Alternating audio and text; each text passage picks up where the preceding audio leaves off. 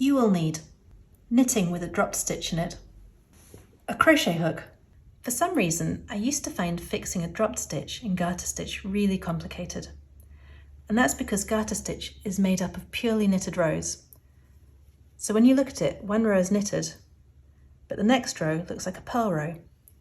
And that's because it's the back of the knitted row on the reverse side. So to fix this dropped stitch, you have to make sure that you're fixing a dropped knit stitch in one row, alternating with a dropped purl stitch in the next. And for some reason I could never get my head around this, until I realised I can just fix the knit stitch on each side by flipping my work over. So here we go. Lay your piece down flat and catch the dropped stitch on a crochet hook. And you want to catch the stitch which has this loop around the base of it. So if it doesn't have that loop around it, if it has a V shape instead, simply turn your work over and now it will. So with the crochet hook in the eye of that stitch, to stop it dropping any further, count the horizontal strands of wool above it. And I have 1, 2, 3, 4. I can see 4 strands of horizontal wool, which means I've dropped 4 rows.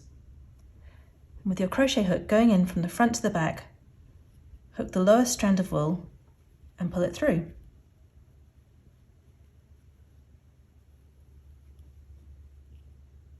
You've now fixed one row. So to fix the next row, take your crochet hook out, flip your work over and do exactly the same thing. So crochet hook into the eye of the next stitch and pull through the next strand from the back to the front. And you can see the line you're fixing just continues with these up and down lumps. Keep going until you get to the top of the ladder.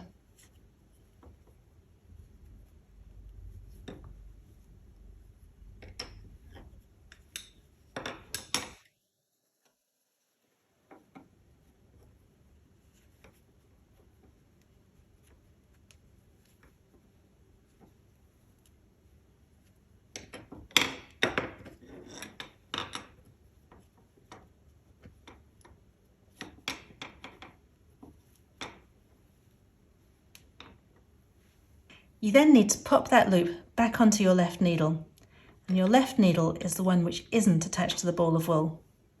So switch these around.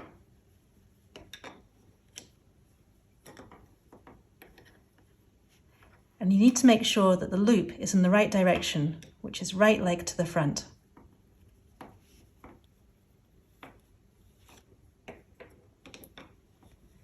And now you can go back to knitting garter stitch and forget you ever dropped that stitch.